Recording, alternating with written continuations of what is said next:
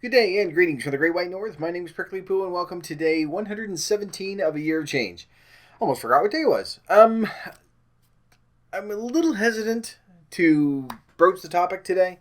Normally on Thursdays we sort of do if there's a new study or some sort of news article. And although there are a few that sort of popped up, there's University of or no, I think it's University of Oregon, Oregon State University. There we go. Found a strain of adults, which we talked about a few weeks ago, that they say tastes like bacon that they're working on. But they've created that. There are a number of little things that sort of popped up like that throughout the week. But I thought I would sort of focus on something that has ended up in the New England Journal of Medicine regarding a weight loss drug. And the reason why I was a little hesitant to sort of put this out there is that I'm a little biased towards it, or against it, I should say, I suppose. And I'll tell you why. We'll sort of start at the beginning. Very basic, broad topics, or broad, you know what I mean. In the broadest sense, they took about 3,700 people and divided them up into a control group, which just got a placebo, and then a regular group, which got this drug called, I don't remember what it is, liraglutide or however you pronounce it. It was approved by the FDA earlier or late last year under, I have the names here, Victoza or Saxenda are the names. And it was approved in Canada back in February. And basically what it is, it's an injection drug, and it slows your digestion down. Pretty much the same way that fiber does, where it slows your stomach down, keeps the food in your stomach longer, keeps you fuller longer, and so you don't eat as much. Well, you may still eat the same amount, but you don't eat as often because you still feel full for longer. Basically, is how it works. So what they did with this is that they took 3,700 people, divided them up into two groups, and gave one the drug and gave one the placebo in a double-blind test, which means that the people that were giving them the drugs and the people that were taking the drugs, neither one knew who was getting what, so that there wasn't going to be any bias. And they followed them for a full year. And during that year-long study, everyone got the same coaching and counseling, I guess is probably a better word, for a healthier lifestyle, exercising each day and eating properly, all the stuff. They tried to keep it as close as they possibly could. At the end of the year, there were some beneficial effects. There were some good results that they did all the numbers, they did everything, put everything all together, and they found that the people that actually got the drug lost more weight than the people who didn't. And in strictest terms, the people who had the drug lost 3 times as much weight as the people who didn't, which sounds very promising. So that's sort of what they're putting forward and saying, it does work. It wasn't a lot of weight to begin with. It averaged out to around 18.5 pounds. But they said something like 60% of the people that were on the drug lost 5% of their body weight, which is significant as compared to something like 20% of the people who didn't take it lost 5% of their body weight. So there was a difference there. Enough that you could say, yeah, there's a connection. The problem that I had with it, and the reason why I didn't really want to sort of bring this up, but it's going to sort of bleed into another topic, is that there are a tremendous number of side effects to taking the drug. The most common were nausea and vomiting, which probably could account for quite a bit of the weight loss. Diarrhea, sorry, should have warned you about that. We're going to talk about poo.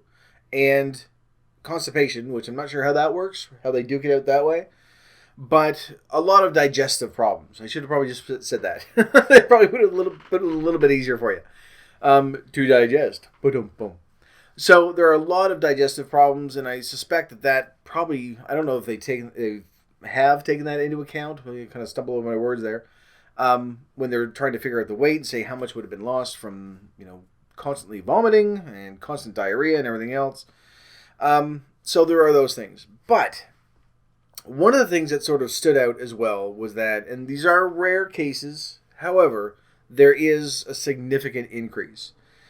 And I think out of the 3,000 people, I think it was a very small number that maybe 10 got this. But for the control group, those 10 were in the control group as opposed to one person in or sorry, I guess I'm doing this backwards.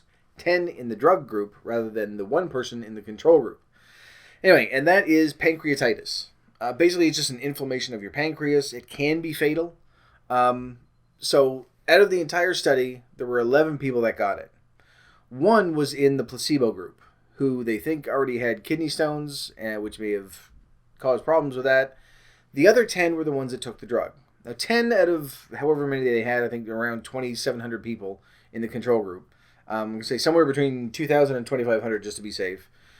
So let's give them the benefit of the doubt and say 2,500 people in the... I keep saying control group, and that's wrong. The control group are the people that had the placebo. 2,500 people in the drug group. We'll do it that way. That 10 of them got it, which is a very small number. But the problem is that it's still 10 times higher than the other group. And so apparently when the FDA approved this, they were aware that this happened, but they didn't think that it was statistically significant enough to warrant them not approving the drug. There are a number of other things that happened too. There's kidney issues. They just had lowered kidney function. What was the other one? I have to look at my cheat sheet. Gallbladder disease. There was another one. And again, these are very, very rare things, but they are recognized as a side effect of the drug. So when you take all this into consideration and you think, okay, great, it's a weight loss drug, things are good, it appears to be helping people. Granted, you have to go for an injection, but here's the thing. They found that once people went off the drug, their weight came back. So they said, okay, well, if you do take the drug, it's going to be a lifelong thing.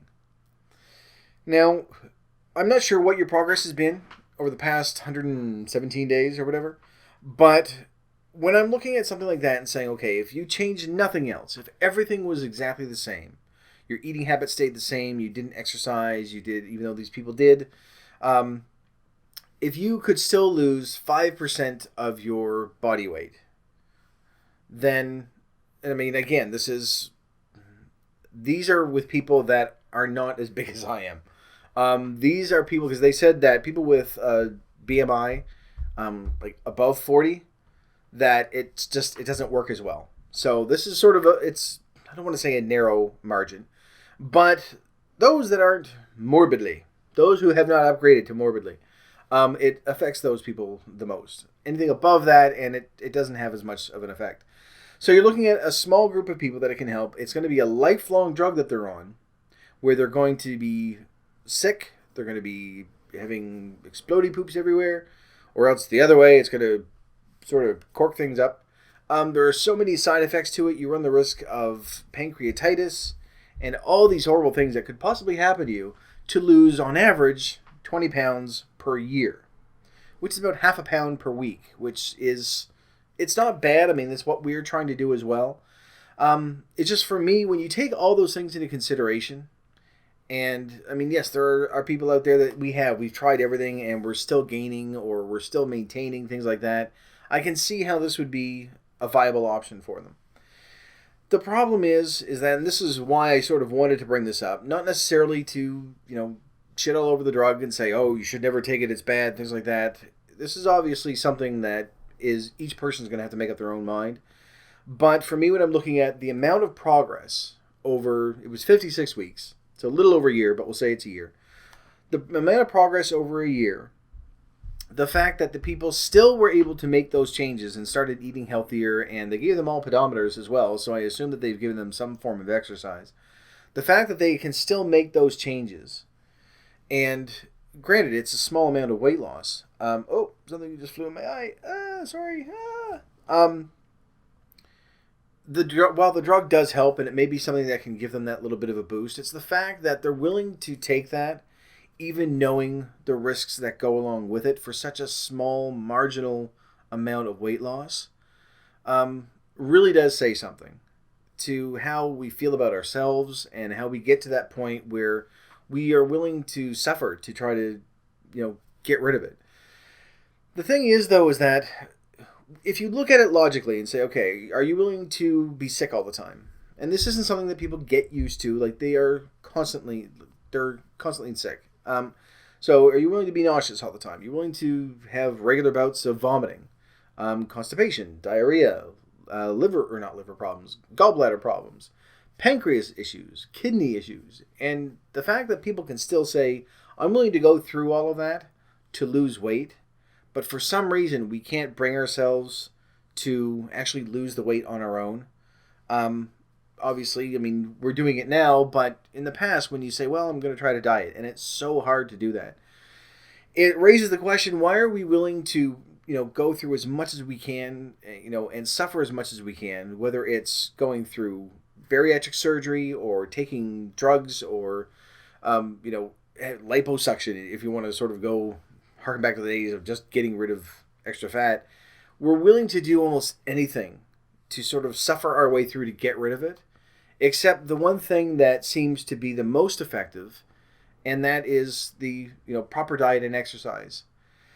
And I think it's because of that, like, just even as not that I have the answers for it, obviously, but that question does seem to be rather interesting when you look at it and say there has to be something more. If we're willing to go through hell and back to get rid of this, except we aren't willing to stop the eating, which is how most people are going to look at it, then obviously there has to be something there. And that's why, I've said it before that what we have, it's not a disease or anything like that, and it's an addiction, just like anything else. And later on, maybe next week or the week after, I'm going to be doing something just sort of comparing how you can look at it and say, yes, it is an addiction because of the behavior that we have. I was going to say conduct.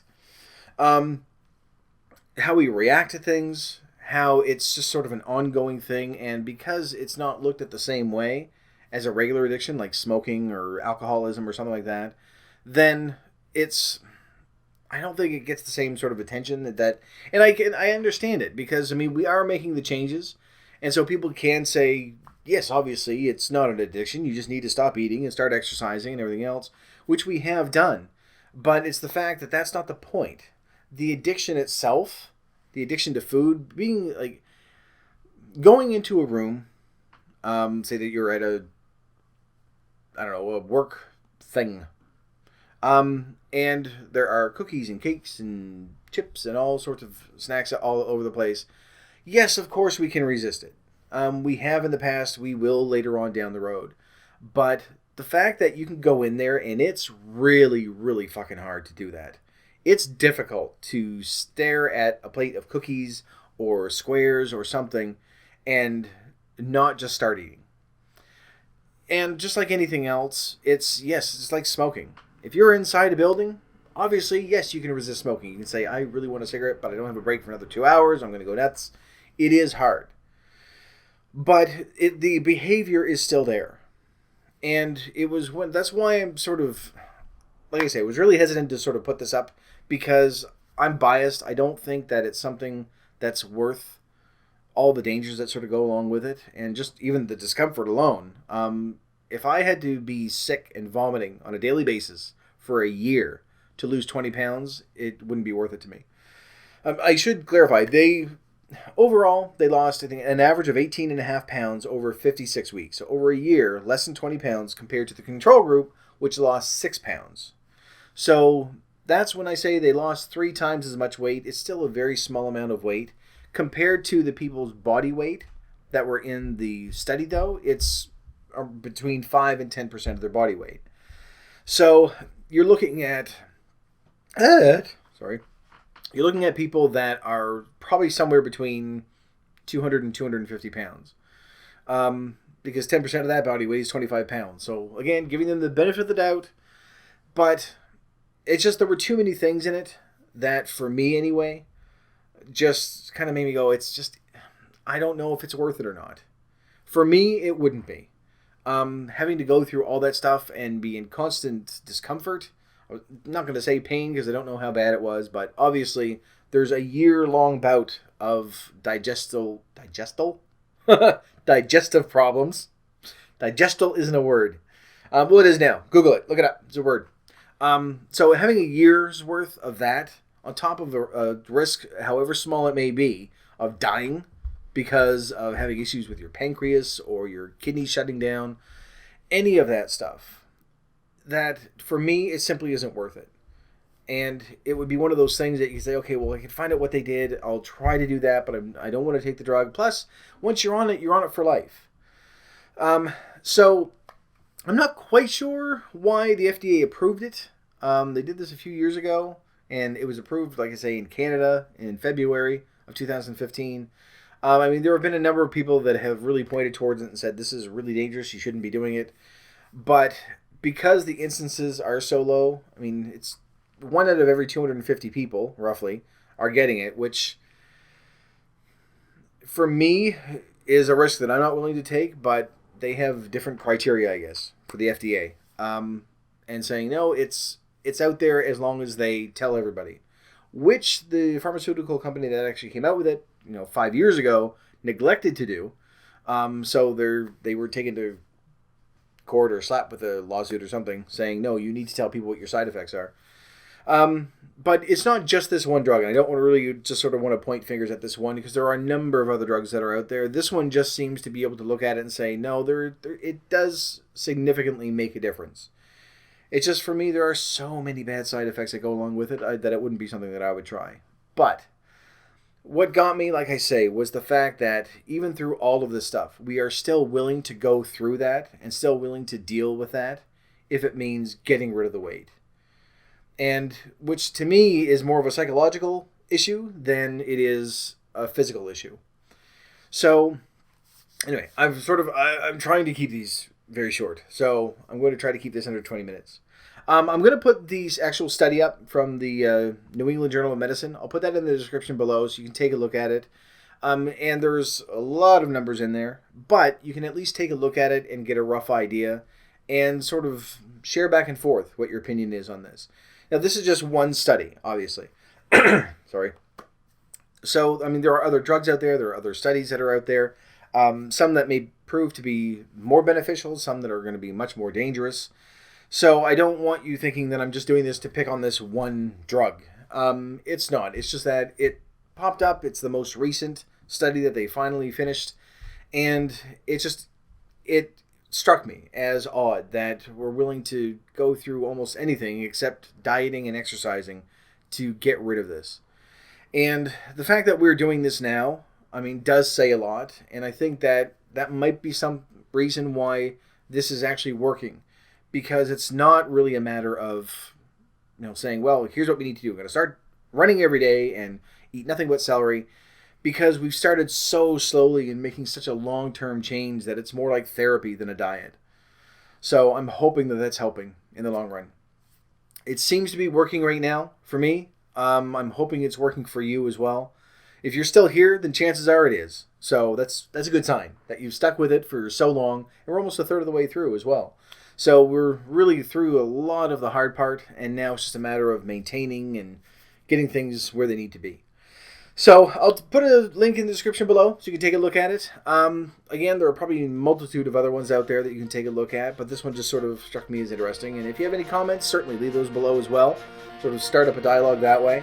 I intended for this week to be a little lighter, so I know this is kind of weird to say, here, I'm throwing a study at you, study all the numbers and give me what you think. But tomorrow will be a little easier. We're going to end the week on a high note and with a few laughs. So it'll be good. So don't feel too bad. But for right now, thank you very much for watching the video. If you liked it, please poke the like button for me. And in the meantime, keep yourself warm and fuzzy, and I will see you in the next video. Bye-bye.